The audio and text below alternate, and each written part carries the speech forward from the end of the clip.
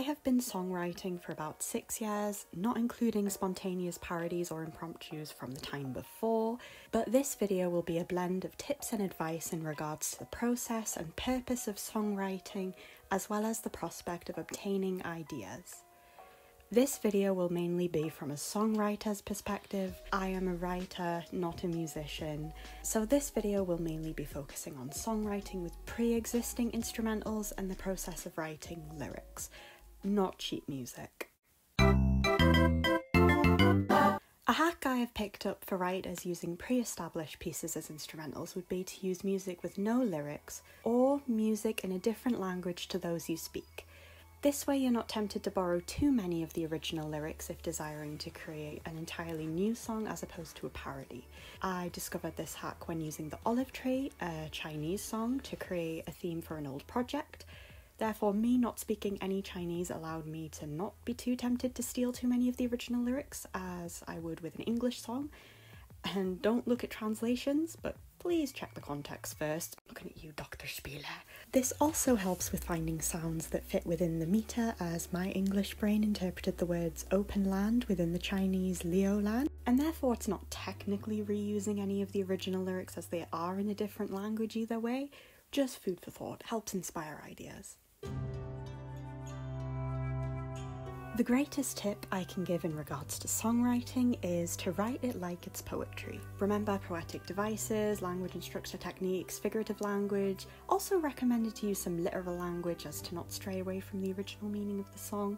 The best tip for beginners of songwriting is to practice writing poetry and collecting creative ways of conveying meanings together. Apex Predator from Mean Girls takes the extended metaphor that Regina George is the alpha wolf of the school since she's so high up in the hierarchy, but also doesn't forget to remind the listener that the musical does indeed take place in a high school and not a tropical rainforest. Try to adhere to the rhyme scheme of the original song. You don't have to use the same sounds, just don't remove or displace any components of the song that are meant to rhyme. Unless you are experienced with generating your own rhyme schemes, it sometimes messes up the flow if some lines stick to the original scheme and some deviate. For example, if the original song is "Toss a coin to the Witcher," the stanza "He wiped out your pest, got kicked in his chest, he's a friend of humanity, so give him the rest," follows the same rhyme scheme as my lyric "It betrayed your trust, corrupted love with lust, a change for society because it's unjust." All the rhymes are in the same place. However, something like "It betrayed your trust, corrupted love with pain, change for society because it's unfair" sounds quite frantic and messes with the natural flow of the music. If you get stuck on a word to use for a rhyme, search up synonyms. In Apple Notes, there is a lookup tool that highlights a word's meaning and also comes up with some synonyms and antonyms. You can probably get away with rhyming the same words with each other, but a lot of people don't like it. Even if your rhymes are all in line with the original patterns, another aspect that can mess up the musical flow of lyricism is the iambic or trochaic meter. Obviously syllables are important, you can add or remove one or two if you're careful, but more so it is certain deviations from the iambic structure that can mess up lyricism. For example, if you take the word above, which is an iamb due to the emphasis being on the second syllable, from the original song and replace it with silence, which is a trochee, having emphasis on the first syllable, it may mess it up. For example, taking the song Silence by Sarah McLachlan and altering the word silence to an iamb wouldn't really work. Replace silence in the chorus with another trochee such as garden and it fits the meter, but change it to an iamb such as besiege and you'd have to pronounce it as besiege, which sounds very unnatural. Sometimes having a trochee amidst a sentence entirely of iambs can also mess it up. This is also why most singers tend to say today instead of today. When writing songs for a story/episode, make sure it propels the narrative along, i.e. a scene change, a change of action such as fight scene, a soliloquy letting out feelings that were previously repressed or unknown to the audience. It is also a means of expressing emotion that cannot be expressed through simple words. Think of how soft singing conveys emotion compared to belting conveying even stronger emotion. Always consider the genre and the purpose. For example, I tend to use medieval music for TGIF and OC law to reflect their setting around the Middle Ages. A lot of productions tend to have a consistent genre all the way through, for example Les Mis and Phantom of the Opera, all orchestral to adhere the time period, also effective in generating tension.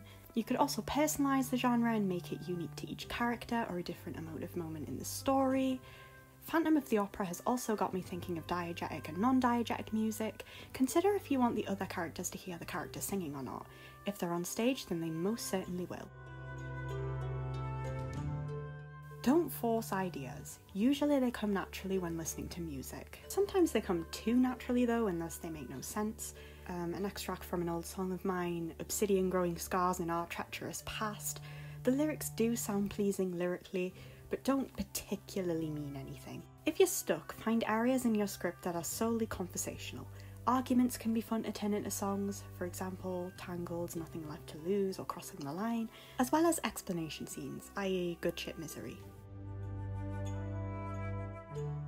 Using music as a catharsis, an insight into a character's ideas, or maybe even your own depending on if it's for a bigger production or not. If you're just writing a song for fun, a good method is to utilise it as a tool of audio communication to express your ideas or to respond to something bigger.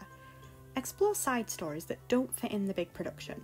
For example, my song Lament for the Broken History, Malcolm was supposed to give a bigger insight into Lucille's past in the original production, but there was no space for it, so I just made a song for her. And make sure they're not filler. If the idea's already been expressed, people might skip the song if it's part of a production. The only exception would be if it builds tension or if it's really memorable. And music can also serve as relief, i.e. comic relief for the audience by placing a happy song after a tragic or intense moment, using other characters as a tool to cheer the audience up, plot devices, so much more. Step 1. The idea. Usually a segment in a story to progress the narrative along or a catharsis of emotion for the singer or songwriter, depends on your context. Step 2. Apply it to an instrumental. Sometimes the instrumental finds you and then gives you the idea. Step 3. Write the lyrics. I like to copy-paste the originals into a doc and then modify them so I can skip and come back to bits I'm stuck on and compare mine to the original, make sure they're not too similar, make sure they flow nicely, so much more. For example, you might not want to remove the sibilants from the original song or the high E sounds at the climactic moments. Step 4. Finalising. Check to see if the lyrics flow nicely, sound nice, make sense, and after that you're ready to record or send to any clients or directors. And with that, this now concludes our songwriting session. If you have anything else to add, be it from a writer's perspective or a musician's perspective, feel free to let us know. And as always, thank you for listening and good night.